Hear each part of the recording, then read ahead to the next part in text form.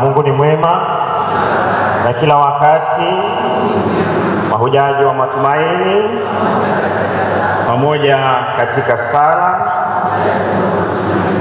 Basi kama sote tunavyofahamu, leo ni siku ya kipekee kwetu sisi kama walimu, siku ambayo tunasherekea au tungependa kumrudishia Mwenyezi Mungu shukrani kwa ajili ya mambo mengi ambayo ametujalia, na hasa kutupa kazi hii ya kuweza kuwa walezi wa walimu. Na sherehe hizi tunaziadhimisha katika mwaka huu wa jubilei. Na jubilei kama tunavyofahamu ni wakati wa kuweza kutafakari kuhusu wema wake Mwenyezi Mungu.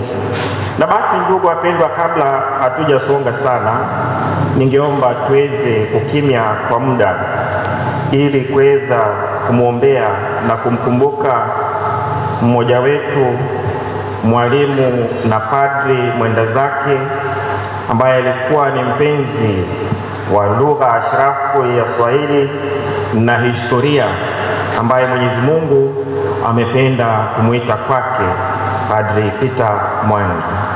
Tunyamaze kwa muda.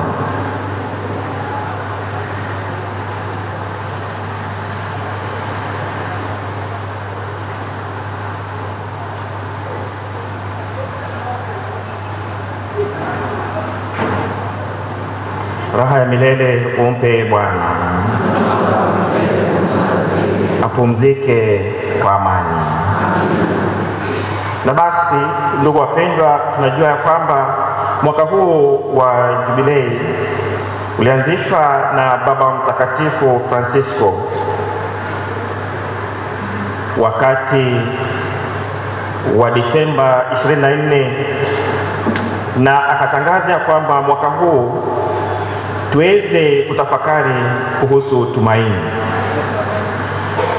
na alitoa amri hiyo ama ombi hilo kutokana na the whole indiction, space not confounded, hope does not disappoint.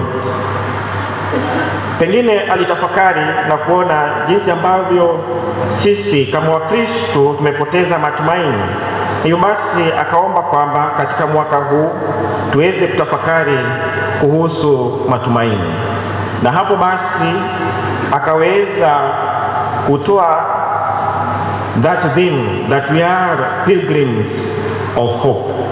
Pilgrims of hope, mahujaji wa matumaini. Na mhujaji ni nani?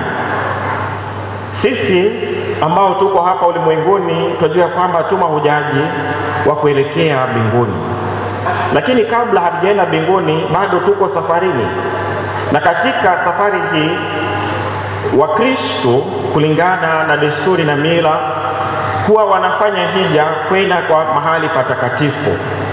Na hivyo basi sisi kama Wakristo wa Katoliki katika mwaka huu wa jubilei tumeomba kufanya hija katika sehemu ambazo ni takatifu.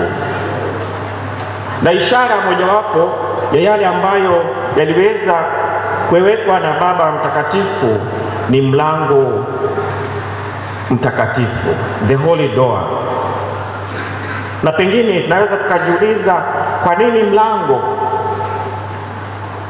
Najua kwamba katika mlango wa kanisa si mlango tu hivi hivi wa kuingia tu mahali popote. Najua kwamba ni mlango wa kuingia mahali patakatifu, mahali pasala, mahali ambapo Wakristo wanaenda kukutana na Mungu wao. Hivi majuzi nilipokuwa naja hapa kutoka Bungoma, nilikutana Wakristo wanafanya hija ya kuelekea Subukia. Siku ya maombi ni tarehe 4, lakini wameanza safari, wametoka mbali na wanatumai ya kwamba wataweza kufika kwa sababu wanayo matumaini. Hivyo basi tukapewa ishara hiyo ya mlango, huku tukifuata Injili yake Yesu Kristo, mlango wa 10 wa Yohane, ya kwamba mimi ndiye mlango. wazizi, mimi ndiye mchungaji mwema. Na hivyo basi tunapoingia kwenye mlango mtakatifu, mlango wa matumaini, ni ishara ya kwamba tungetaka kujumuika pamoja na Kristo, to be in communion with him who is the door, him who is the good shepherd. Hivyo basi lile ambalo tumefanya ni ishara ya kwamba tungetaka kuunganika na Kristo kwa njia ya kipekee. Na hiyo isitoshe, ni ishara ya kwamba tumetoka katika maisha ya dhambi, maisha ya giza, tumeingia kwenye maisha ya mwanga. Maisha ya mwanga ambaye ndiye Kristo. Ndio sababu tumetoka kule nje, mahali pa dhambi, mahali pa giza, mahali pasipo na matumaini. Tumeingia kwenye mlango wa matumaini, mlango mtakatifu, ishara kwamba tunarejeshewa tena matumaini, tunarejeshewa tena maisha ya usafi na utakatifu. Na ndio sababu tumefanya kurudia hadi zetu za ubatizo, ya kwamba maisha ya dhambi tumeacha nje, na sasa tunakumbatia maisha mengine mapya, maisha ya utakatifu. Tunaelezwa na mama kanisa ya kwamba tunapofanya jambo hili wakati wa mwaka huu wa jubilei, kupita kwenye mlango mtakatifu, tukiwa na nia hiyo, tunapata neema ya kipekee, plenary indulgence, ya kwamba tunapata maondoleo ya malipizi ya dhambi kwa njia ya kipekee, ya kwamba ikiwa ilikuwa tupate temporal punishment kwa sababu ya dhambi ambazo tumezifanya, ikiwa tutapita kwenye mlango wa matumaini, mlango mtakatifu, huku tukiwa na imani kuu, tutaweza kupokea neema hiyo. Na basi ndugu wapendwa, ili tuweze kupokea neema hiyo, that plenary indulgence, kupitia kwa mlango huu mtakatifu, tunapaswa kufanya nini? Kwanza kabisa tunaambiwa kwamba tuupitie mlango huo kwa imani na matumaini makuu. Kwa imani tunaweza kuwa tumepita tu, lakini kama tumepita bila matumaini, basi neema hiyo hatutaipata. Lakini ikiwa tumepita tukiwa na imani kuu kwake Kristo, basi neema hii itakuwa kati yetu. Jambo la pili, tunahimizwa kufanya toba, kufanya kitubio, ya kwamba ili tuweze kupata neema hii, baada ya kupita kwenye mlango huu mtakatifu, ama baada ya kupita kwenye mlango mtakatifu, tuweze kwenda kwenye sakramenti ya kitubio. Na tutakapofanya vile, tutapata neema ya kipekee, the plenary indulgence. Ya tatu ni kupokea ekaristi takatifu, Holy Communion, ya kwamba sasa sisi, mimi kama mwana kondoo na Kristo mchungaji mwema aliye lango, tutakuwa tumeunganika naye kwa njia ya kipekee kupitia sakramenti ya ekaristi, kupitia komunyo takatifu. Na ndio sababu baada ya maongezi haya tutakuwa na nafasi ya kuadhimisha ekaristi takatifu ambayo itaongozwa na Baba Askofu.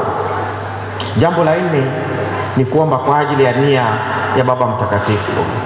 Padre Eric Otieno ametuongoza kisema tuombe kwa ajili ya nia ya Baba Mtakatifu. Kwenye mwaka huu wa jubilei, tunapopita kwenye mlango mtakatifu, tunapomwombea Baba Mtakatifu na nia yake na nia zake, basi tunaunganika na kanisa zima, na hivyo tunapata nafasi ya kupokea neema hii ya kipekee. Na mwisho ni kujitenga na dhambi. Licha ya udhaifu wetu, kutia bidii kujitenga na dhambi. Ndio, sisi ni binadamu dhaifu, tuna majaribu mengi, lakini ili kuweza kufaidika na neema hii, ni basi ni lazima tujibidishe kujitenga na dhambi. Na ndio sababu tumeulizwa, je, wamkataa shetani na mambo yake yote, mwaikataa dhambi? Na basi tunapotia bidii kujiepushana na dhambi, basi mwaka huu utakuwa kweli wa matumaini kwetu, utakuwa kweli wa neema kwetu. Ndugu wapendwa, ndugu walimu, jukumu letu ni lipi?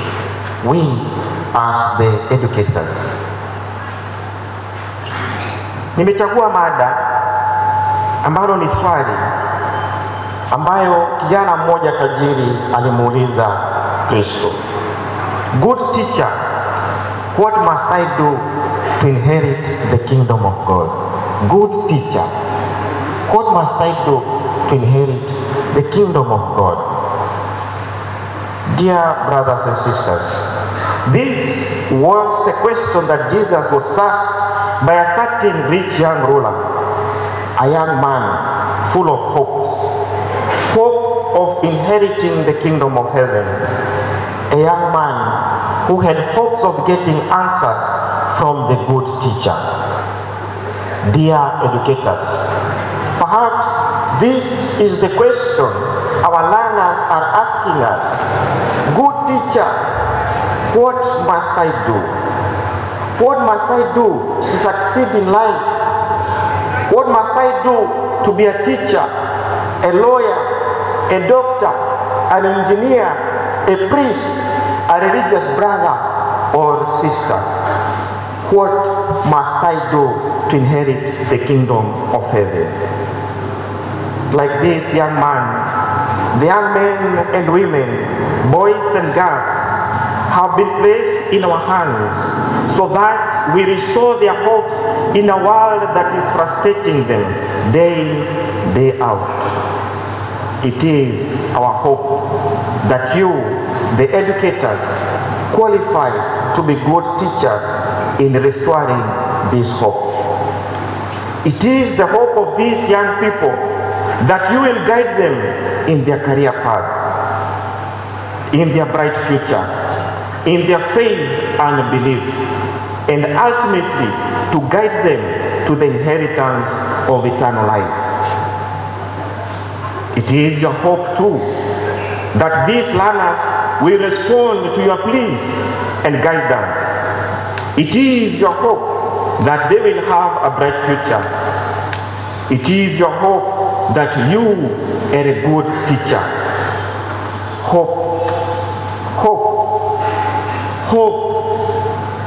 We all have our hopes. Gabriel Marcel, a Christian existentialist, states, I almost think that hope is for the soul what breathing is for the living organism. Where hope is lacking, the soul dries up and withers. Gabriel Marcel says, I almost think that hope is for the soul what breathing is for the living organism. Where hope is lacking, the soul dries up and withers. Philosopher Laurence de Villers, a woman French philosopher, invites us to maintain hope. Hope often perceived as a sweet dream. Hope is for her the passion for the possible, a force to act in the face of uncertainty that allows us to infiltrate the present with the future, to take the plunge, to dare, to decide. Laurence de Villers draws on the Marxist German philosopher Ernst Bloch, the author of the work The Principle of Hope. Bloch writes, the life of all men is crisscrossed by waking dreams. With de Villers and Bloch, we wish you, dear educators, sweet waking dreams. Hope is sometimes seen to be too religious, too illusory, and not reasonable enough. It is also seen as a truly sad and realistic and deceptive passion made up of more fear than certainty. Why rely on what may not come? We may ask. Why make our happiness dependent on what we cannot control? Nec spere, nec metu is a Latin that is translated neither hope nor fear. This is a Stoic motto widely adopted by the modern philosopher like Descartes and Spinoza. And this is in reality a dictum that almost all philosophy had adopted. It was not until the 20th century that the Marxist Ernst Bloch explored this area of hope. What he showed in his work, The Principle of Hope, was that this passion, this hope, is not just one passion among others, but rather its starting point, its source. To want, to desire, and even to think is necessarily to hope. To hope is to infiltrate the present with the future, to dare, to decide. We have to respond with our actions and our words to the uncertainty of tomorrow. It is to ward off the fear of what is to come and the sadness of what if it will not come. The worst as well as the best are always possible. But precisely what matters is to make room for the possible. Ernst Bloch maintains that the lives of all men are crisscrossed by waiting dreams, that part which stimulates, which prevents us from adapting to the harmful existing and from giving up. Dear educators, ladies and gentlemen, we must rid ourselves of the conceptions which make hope an escape. For hope is, on the contrary, a form of courage. The courage to see further, to reject immobility, fixed situation, and all those convenient inevitabilities which prevent us from attempting anything. Hope is truly of this world. It is not a projection toward a beyond or somewhere else that will never come. It is modality of our will. It is thus for something else, appreciating and aspiring, understanding and waiting, accepting and working toward what is not yet. Hope is neither an illusion or an escape. We must glimpse what is not yet. Dear educators, ladies and gentlemen, there is no shame in hoping. Keep hoping. Forge ahead with courage. Good teachers, keep on hoping. Keep on hoping, for you are good teachers. Thank you and God bless you.